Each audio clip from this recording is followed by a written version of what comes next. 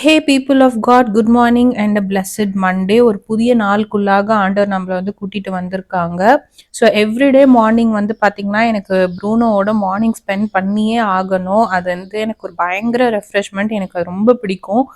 So இந்த மருதாணி செடி வந்து ஒரு சின்ன கிளை தான் வாங்கிட்டு வந்து வச்சோம்.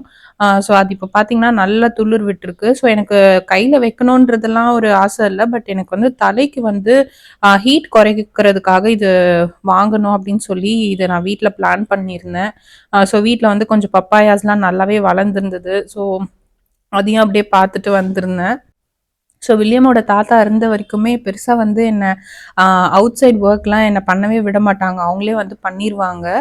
ஸோ இப்ப தாத்தா இல்லாததுனால இந்த சின்ன சின்ன ஒர்க் எல்லாமே வந்து நானே பண்ணிடுறேன் இப்பல்லாம்.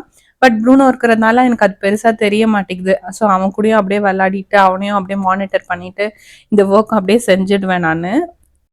ஸோ பைபிள்லயும் வந்துட்டு ஒரு வார்த்தை இருக்கு. "என் சமூகம் உனக்கு முன்பதாக செல்லும்னு" ஆண்டவர் வந்து சொல்லியிருப்பாங்க.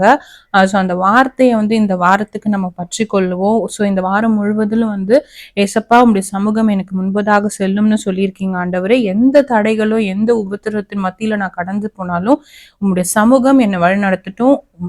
என்னோட பாதையில வந்து உம்முடைய வெளிச்சம் இருக்கணும்." அப்படின்னு சொல்லி, நம்ம ஒரு ஃபெய்த்தோட இந்த வாரத்த வந்து நம்ம கடந்து செல்லுவோம்.